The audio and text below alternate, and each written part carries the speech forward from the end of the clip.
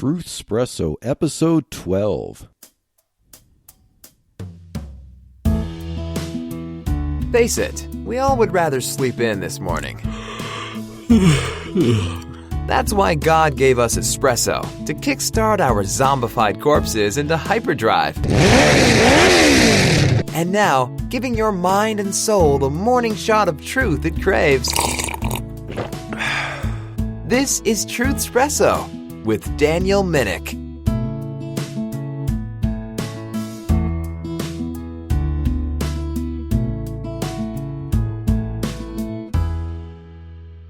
Hello friends, welcome back to Truthspresso. I am your host Daniel Minnick, and as of this episode, I am actually creating a series of episodes for Truthspresso centered around replying to a particular article written by a certain John Irving. Last episode, we actually started to review this article.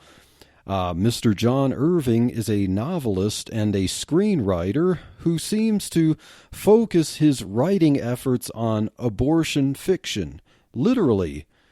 Yet, in this article by Mr. John Irving, he attempted to give pro-life advocates a history lesson. Yes, he was going to tell us those of us who believe that life begins at conception and that we, as pro-lifers, believe that all human life is sacred and all human life deserves equal treatment under the law and should not be killed. He, Mr. John Irving, is going to tell us pro-lifers how history proves a more pro-choice position than we might actually realize.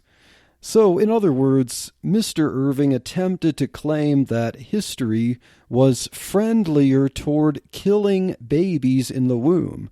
And those people who believe that people intentionally trying to kill defenseless human lives should look to history to see that the moral high ground is actually his position, the pro-choice position. The moral high ground is actually that intentional killing of defenseless babies in the womb should actually be allowed.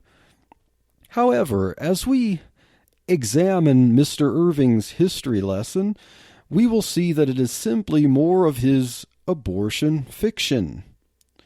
So last, we saw that Mr. Irving focused on the historical Christian idea of quickening, and Mr. Irving really loves this term quickening.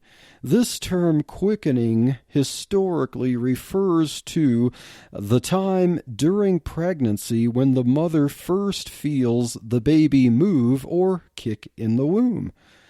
According to Mr. Irving, this is when abortion was no longer allowed, but allegedly abortion was completely fine up until this point. Some magical moment of evidence of life somehow meant that the difference between a crime and a right. Now, I granted this concept to Mr. Irving just for the sake of argument.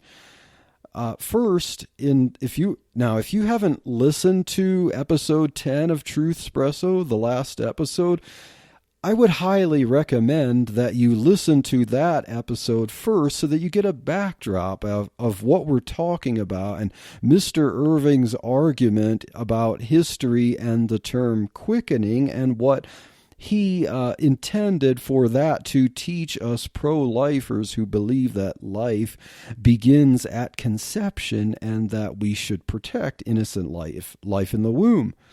So he granted, for the sake of argument, this concept to Mr. Irving that quickening was this line of demarcation.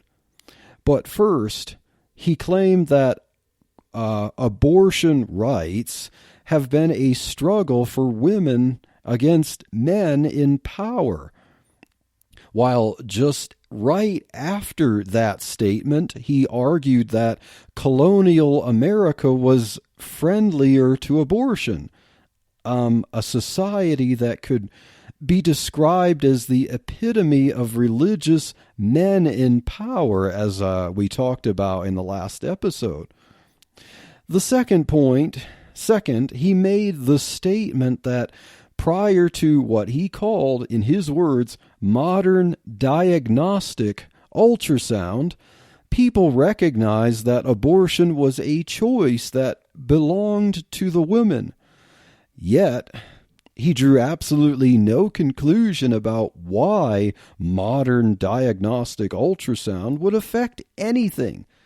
This was a complete non sequitur in Mr. Irving's mind, so it left me scratching my head wondering why would he point this out if he expects the reader to draw no conclusions from why ultrasounds might have changed the events in why modern ultrasounds would have actually changed the way people treated the unborn in time. It's very strange to me. But nevertheless, we move on.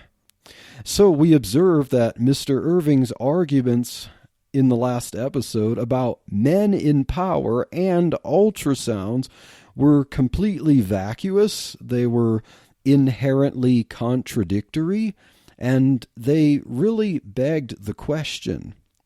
Now, this is granting his idea that the colonialists believed that abortion was a right until this time of quickening when the mother feels the baby kick in the womb, which usually happens about halfway through pregnancy. Yet, if we walk through church history and colonial history, we will see that Mr. Irving's history lesson is nothing but abortion fiction.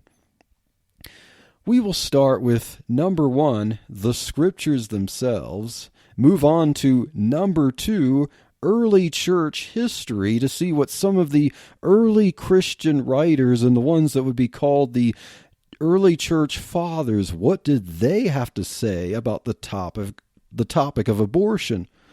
Number 3, which we'll actually get into in the next episode, number 3 will cover colonial American history, and we will put Mr. Irving's assumptions about abortion rights to the test. So, number 1, going on to Scripture, what do the Scriptures say about abortion? Well, admittedly, even as someone who is 100% pro-life, I would have to say that Scriptures do not actually address the issue of abortion, in and of itself. Now, I'd say that Scriptures will show us how we should understand such a topic and how we should understand abortion procedures and whether they're moral or immoral and whether it is okay to kill a child in the womb in relation to the fact that that the child in the womb is a special creation of God.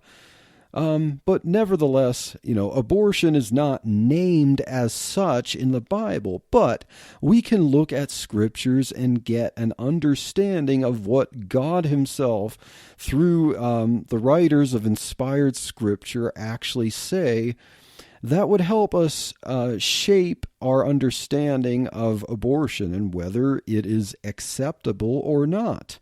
So let me first start off with Psalm chapter 127 and verses 3 through 5. And it says, "Lo, children are an heritage of the Lord," or of God himself, of Yahweh, "and the fruit of the womb is his reward." So children that are given to parents, they are the reward of God. They are the heritage of God.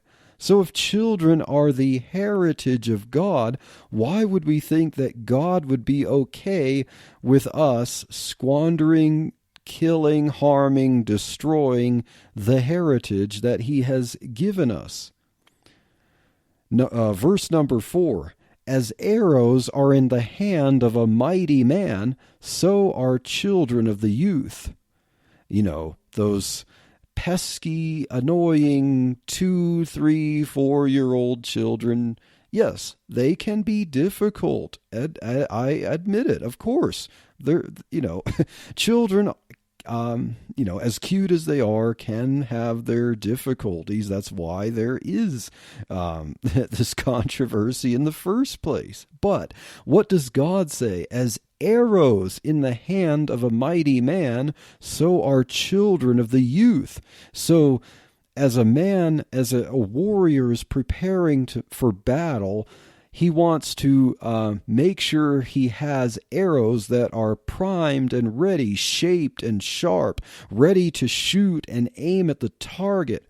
And so the mighty man is drawing from a source for his victories. And so children of the youth are as arrows in the hand of a mighty man?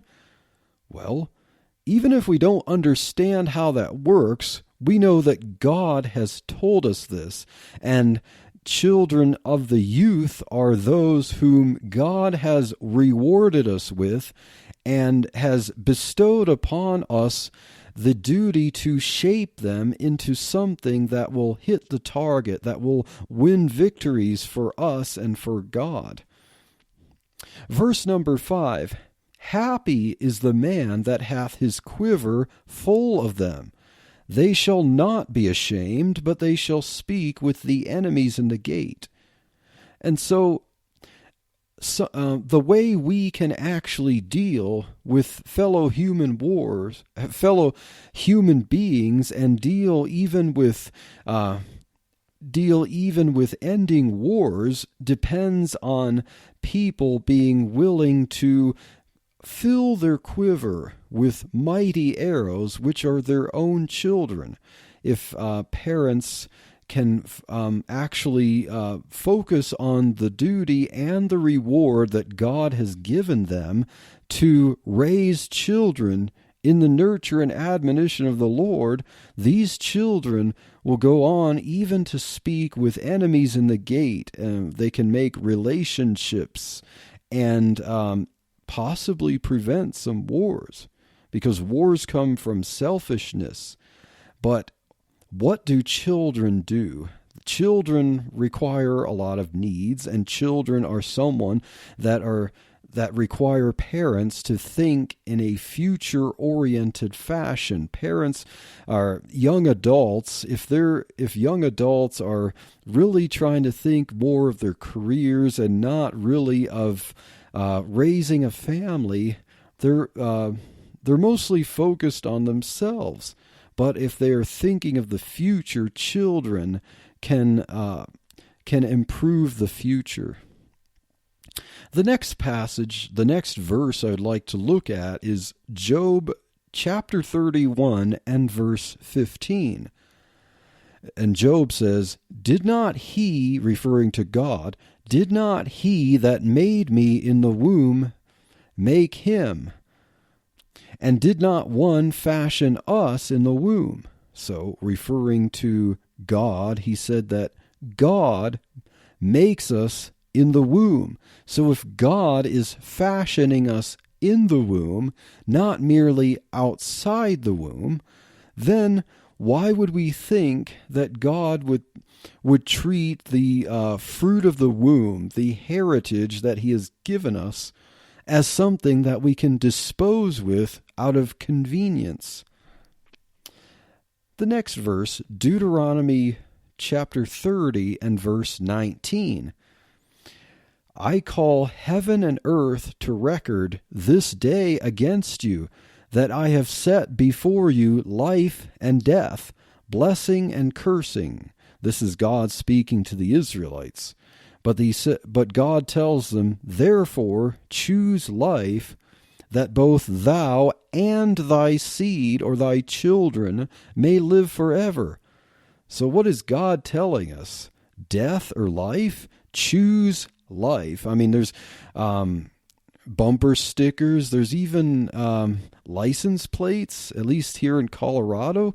I know that some people don't like those license plates, but you can get license plates that actually say choose life on them. And that, actually seems like it would come right out of Deuteronomy 30, verse 19. Therefore, choose life, that both thou and thy children may live. So what should be our slant, our angle, our understanding of how we should treat and how we should treat life, our lives, and how we should choose, look at how we should look at life and death? Well, God says, choose life that both we and our children may live. So that doesn't seem to be very, very friendly to abortion now, does it? Choose life that both you and your children may live. Jeremiah chapter 1 and verse 5. God speaking to the young Jeremiah, who's a young man at this point, and God is telling Jeremiah about the mission that God has prepared for him to speak to the Israelites. And God says, before I formed thee in the belly, or in the womb of your mother, before I formed thee in the belly, I knew thee, and before thou camest forth out of the womb, I sanctified thee, and I ordained thee a prophet unto the nations. So, when Jeremiah was in the womb of his mother, it says that before he came out of the womb, God had sanctified him. God had set him apart and ordained him to be a prophet to the nations, and first of all to the nation of Israel. But before God formed him in the womb, he knew him? That sounds like Jeremiah had to have been a person in the womb. And so God is the one who forms us in the womb, and God is the one who knows us as persons in the womb. Exodus chapter 21 and verses 22 through 25. This is part of the law that God gave Israel. Now, this is not talking about an abortion procedure, but the effect is the same, if even by some kind of accident that resulted from violence. So let me read this and explain. It says, if men strive, or if there are two men or so on, two or more men that are fighting, if men strive and hurt a woman with child, so that her fruit or her child depart from her, in other words, it causes the child to be stillborn, and yet no mischief follow, or no death follows, he shall surely be punished. He shall be surely punished. This is talking about the one who hits the pregnant woman. He shall be surely punished according as the woman's husband will lay upon him, and he shall pay as the judge is determined. So if there's a man who accidentally hits a pregnant woman and it causes the child to come out, but the physicians determined that no harm actually came to the child was born, the child lives, then the one who did that still needs to be punished, but the punishment will vary, and it actually depends on the husband and the judge to agree on it. I mean, so even that could be pretty severe. Okay, next verse. And if any mischief follow, or if the child gets hurt or is killed, thou shalt give life for life, eye for eye, tooth for tooth, hand for hand, foot for foot, burning for burning, wound for wound, stripe for stripe. So what is God saying?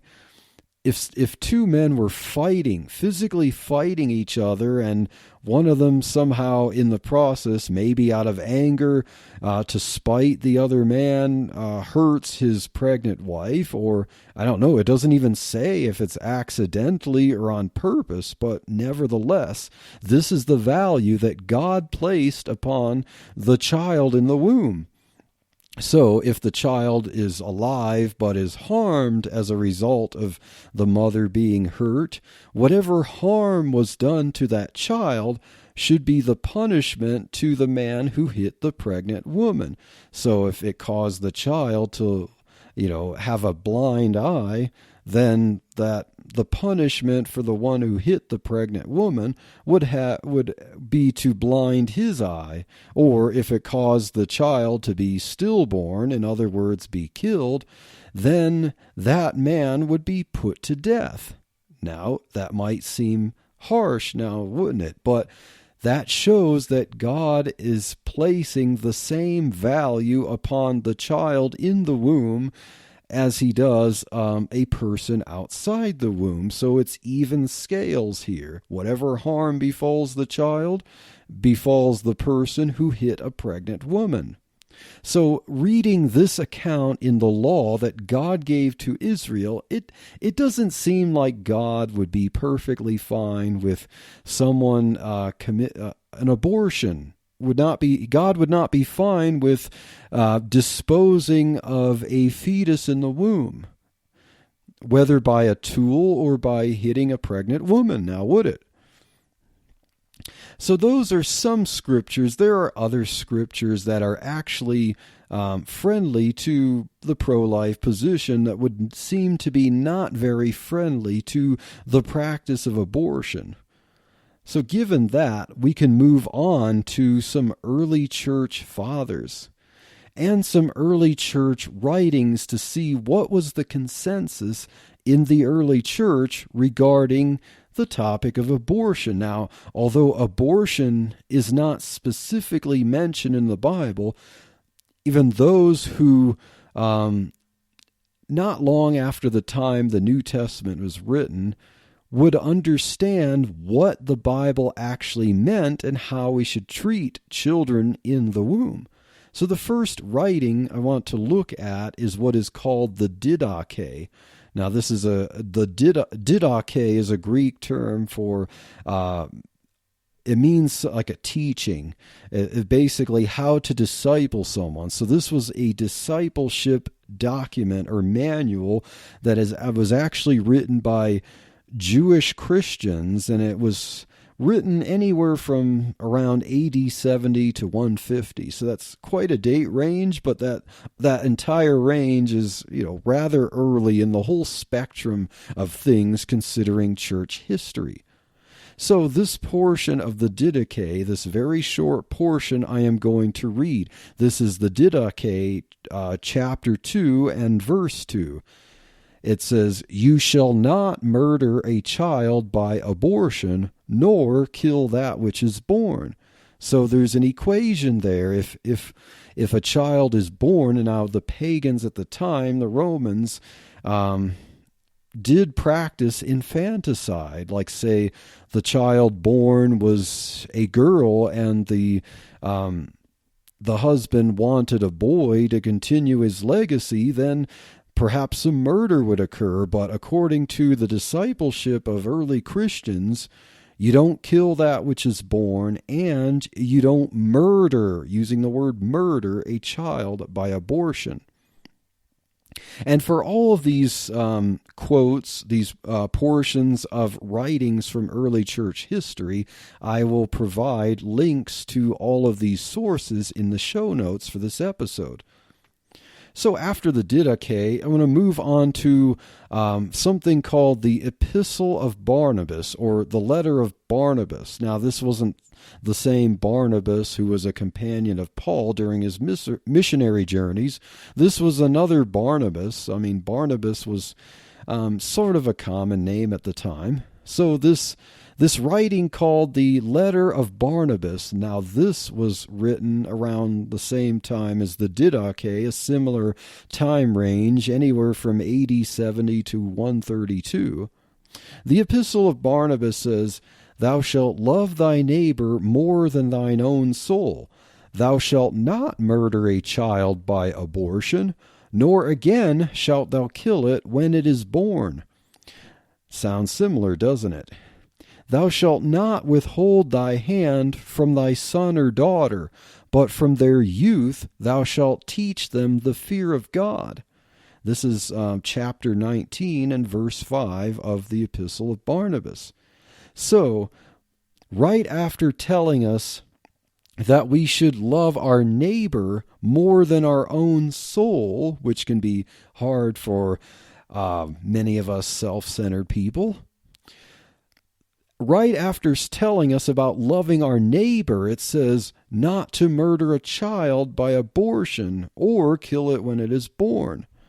So, the child in the womb, for all intents and purposes, is our neighbor. Just like Jesus said, Jesus said, love your neighbor as yourself. And by implication, the Epistle of Barnabas understands it as love your neighbor more than your own soul, because we have in other writings from the Bible that we are to treat, like in Philippians chapter 2 and verse 3, let each esteem other better than themselves. So we should treat our neighbor even better than we treat ourselves.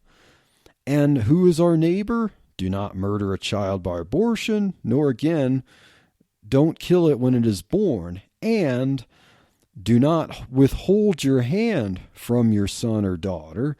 So not only should we not kill our children in the womb or out of the womb, but from their youth we will teach them the fear of God. So we have a duty not only to not kill them, but also to provide for them and to teach them the truth. Now, next, the letter to Diognetus. This is somewhere, there's quite the date range from scholars, anywhere in from the 2nd to the 3rd century. The letter to Diognetus says, referring to, now the writer is listing a bunch of things where he's saying the similarities between Christians and the cultures in which they live. Not, Christians are modest, but they still appropriate the attire and the customs of the cultures in which they live that do not have to do with being immodest or immoral. So the letter to Diognetus says they, referring to Christians, marry like all other men, and they beget children, but they do not cast away their offspring. So, unlike pagans, Christians do not cast away their offspring. They actually see their offspring, as we saw in the Bible, the heritage of the Lord, and we do not cast them away for our own intentions, for our own conveniences, for the sake of our own wealth. Next, Athenagorus of Athens. He was an apologist who lived in the Greek city of Athens, where a lot of Greek culture would be. And Athenagorus wrote this somewhere, he lived from 133 to about 190 AD. So sometime during his life here, this was probably actually written around 176 AD. So getting in the 3rd quarter of the 2nd century AD, Athenagorus said, "And when we say that those women who use drugs to bring on abortion commit murder and will have to give an account to God for the abortion, on what principle should we commit murder?" So he's equating abortion with murder. "For it does not belong to the same person to regard the very fetus in the womb as a created being, and therefore an object of God's care, and when it has passed into life, to kill it, and not to expose an infant, because those who expose them are chargeable with child murder, and, on the other hand, when it has been reared, to destroy it. But we are in all things always alike and the same." In other words, we're consistent, "submitting ourselves to reason and not ruling over it." So this is from chapter 35 of the writing that Athenagorus wrote. Chapter 35 is called The Christians Condemn and Detest All Cruelty, and this is in his work called A Plea for the Christians. So what is Athenagorus saying?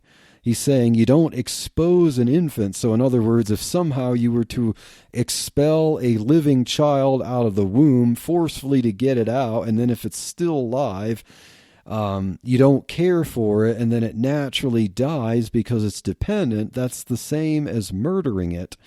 You don't drink things to try to get the child to die in the womb. He calls that commit murder. Use drugs to bring on abortion, commit murder. Next, we move on to Tertullian. Tertullian lived was born in about 160 AD and died in about 220 AD. So mid-2nd century to early 3rd century. Now, from Tertullian's work, Apology, chapter 9, this is what Tertullian had to say about abortion. In our case, abortion being once for all forbidden, we may not destroy even the fetus in the womb, while as yet the human being derives blood from other parts of the body for its sustenance. To hinder a birth is merely a speedier man-killing, nor does it matter whether you take away a life that is born or destroy one that is coming to the birth. That is a man which is going to be one. You have the fruit already in its seed. Now, remember that Mr. Irving pointed out the concept of quickening in the colonies. So quickening was the term in which the parents had the evidence, as we shall say, that there was a living child in the womb because the mother felt the baby kick. And Mr. Irving argues that because there was this concept of quickening, that it was okay to kill the child in the womb before this point in time. Now, actually, the same philosophy existed in the early church. There were even early Christians who just, out of ignorance, out of the understanding of the day, I mean, they didn't have ultrasounds, they didn't have modern diagnostic ultrasounds, as Mr. Irving has told us. They did not have that. They couldn't see into the womb. And so all they could do was speculate, because, obviously if you were to cut open a mother and, the fetus were to die, how can you tell when this child forming in the womb was actually given life? And so some Christians followed the philosophers and believed that at some point in pregnancy, God bestowed life. But did this mean that they thought it was okay to remove a fetus before some arbitrary point in the pregnancy, such as maybe quickening, where it was obvious that there was a living child? No. Tertullian said, that is a man which is going to be one, and you have the fruit already in its seed. So he's making the case that even if life was not present yet, you still don't destroy the fetus in the womb, because you're taking away what would have come to life, and it's still murder, even according to Tertullian's understanding.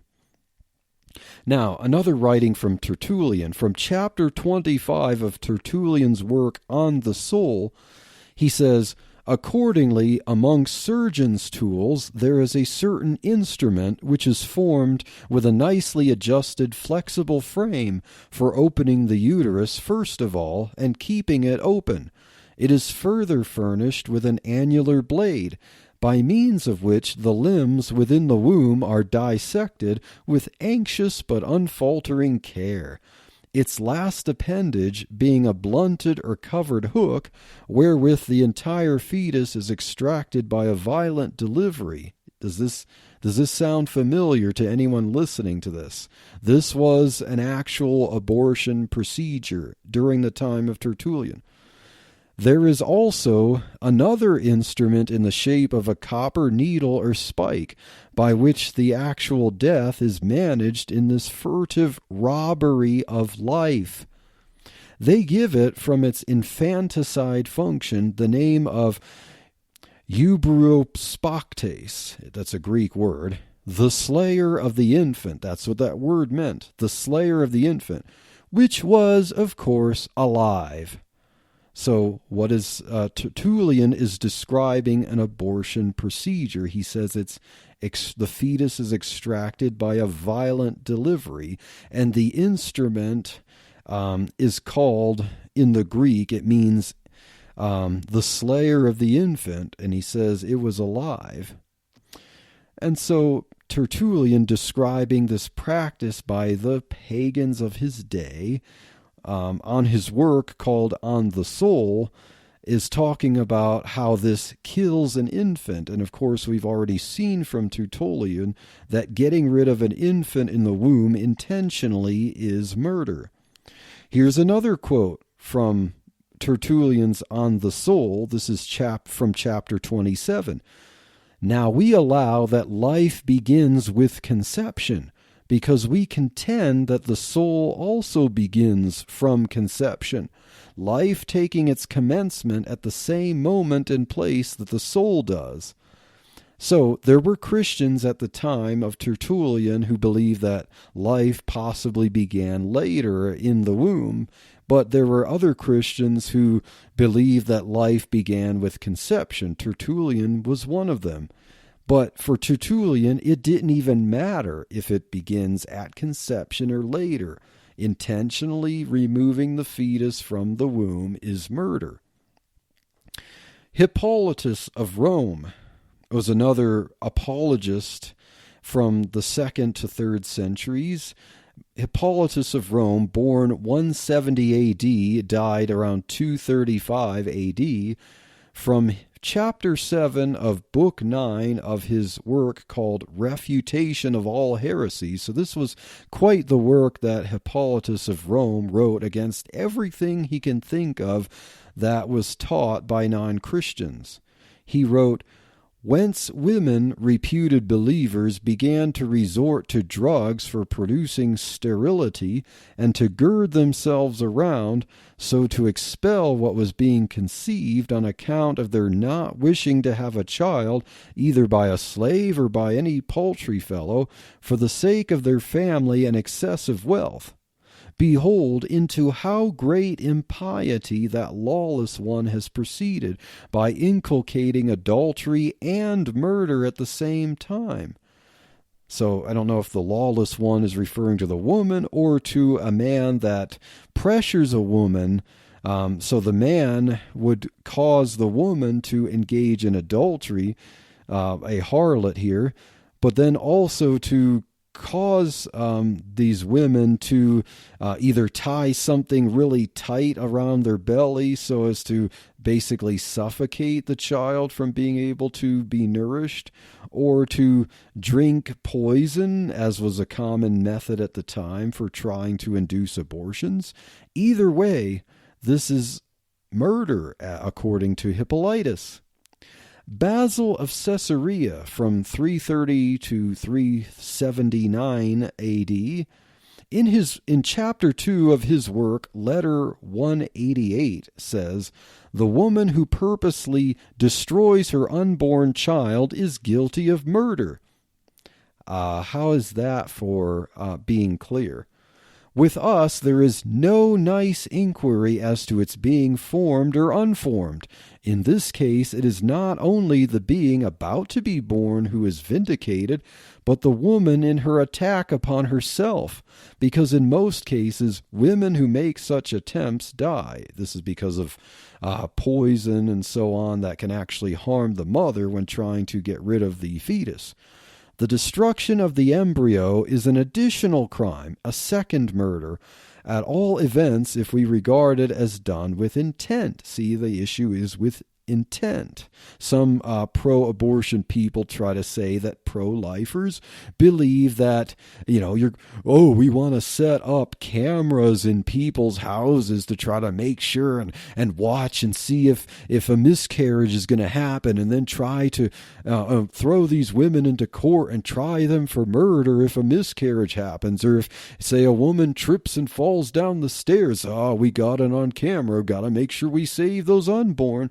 No, pro-life people are not arguing for that kind of thing.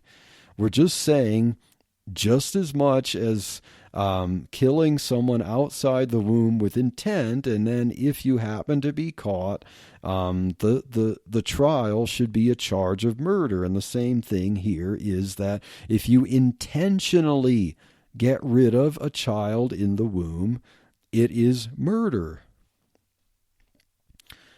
And notice that Basil of Caesarea said that there is no convenient inquiry as to its being informed or unformed. So he's saying we're not trying to split hairs here and figure out when does it start forming? When does it have life? It doesn't matter for Basil of Caesarea. You don't try to destroy your unborn child. Gregory of Nyssa, from 335 to 395 AD, from his work On the Soul and the Resurrection, says, "Whereas there is no question about that which is bred in the uterus, both growing and moving from place to place, it remains therefore that we must think that the point of commencement of existence is one and the same for body and soul." So Gregory of Nyssa believed that life began at conception, and that what is in the uterus is growing and moving, and so therefore has a soul. And so if killing a person outside the womb is destructive of someone made in God's image who is provided a soul from God, then that which is moving and inside the uterus has a soul just the same, and so therefore would be regarded as with the same personhood and humanity as someone outside the womb. John Chrysostom, 349 to 407, from his work, homily number 24 on the book of Romans, said, "Why so where the ground makes its care to destroy the fruit, where there are many efforts at abortion, where there is murder before the birth? For even the harlot thou dost not let continue a mere harlot, but makest her a murderess also." You see how drunkenness leads to whoredom, whoredom to adultery, adultery to murder, or rather to a something even worse than murder. For I have no name to give it, since it does not take off the thing born, but prevent its being born. Why then do you abuse the gift of God, and fight with his laws, and follow after what is a curse as if a blessing, and make the chamber of procreation a chamber for murder, and arm the woman that was given for childbearing into slaughter? Now, this is pretty clear what John Chrysostom is talking about here. Is saying that the ground, he's comparing the womb to ground that makes its care for growing fruit.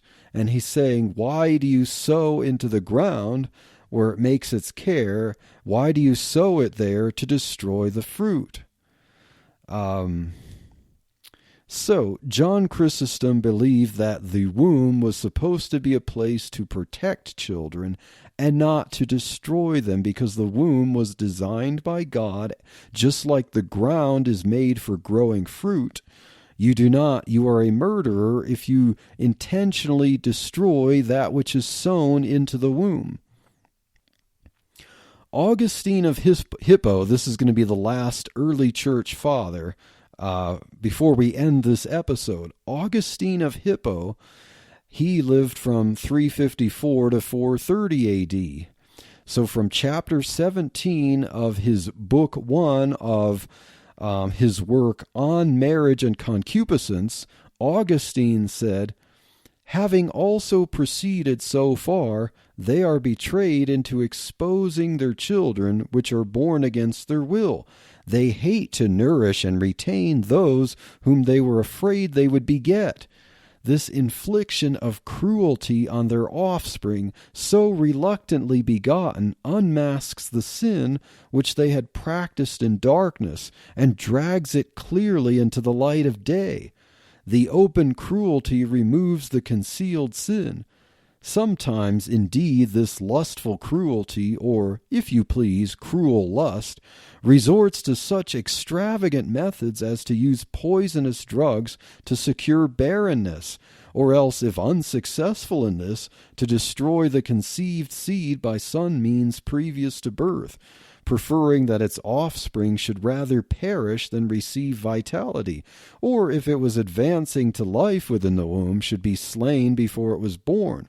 So interestingly, if we notice what he just said, preferring that its offspring should rather perish than receive vitality, that could be referring to the fact that Augustine, following some early philosophers like Aristotle that believe that life in the womb maybe have actually began around 40 days past conception, Augustine who entertained this idea from philosophy that life may have begun at some point during pregnancy, said that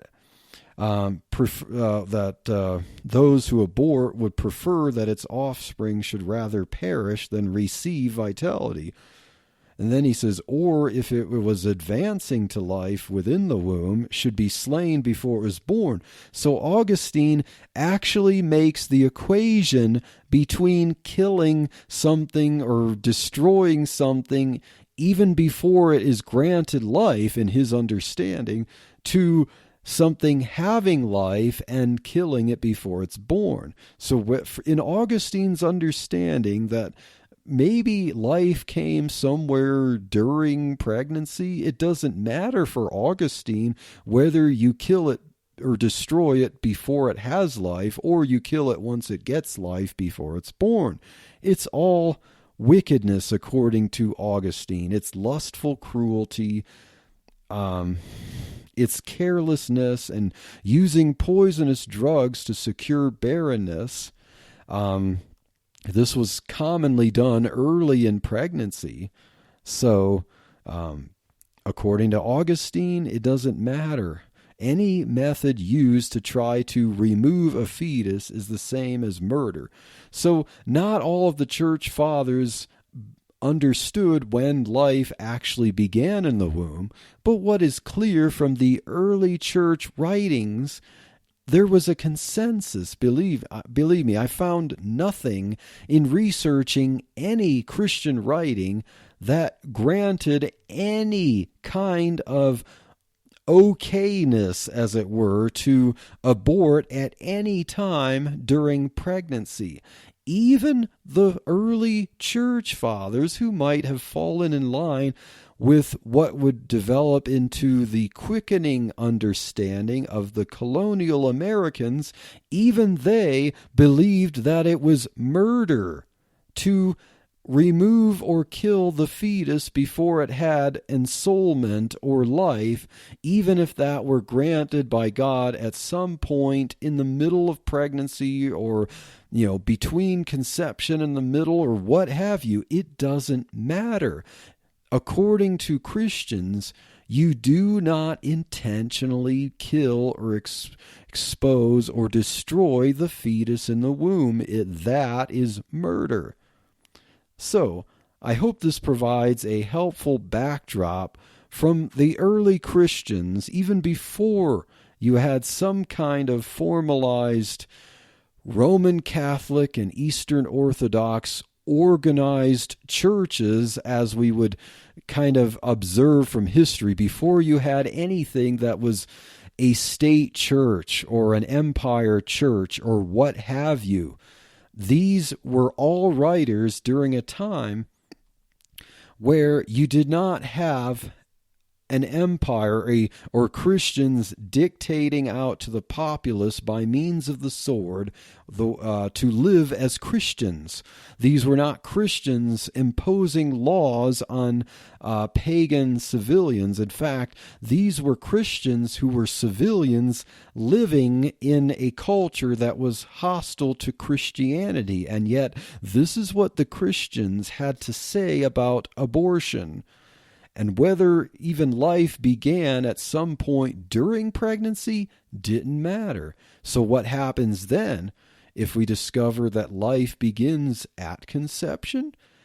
By something that Mr. Irving calls modern diagnostic ultrasound? Don't you think that would just merely confirm what these early Christians were talking about, that you do not intentionally destroy the child in the womb? As God has said in his word, children are an heritage of the Lord, of Yahweh, and the fruit of the womb is his reward. So, next episode, I mentioned we're going to look at colonial America and see if Mr. Irving's concept of quickening and this understanding of abortion rights in the early American colonies is actually true, or is it more of Mr. Irving's abortion fiction?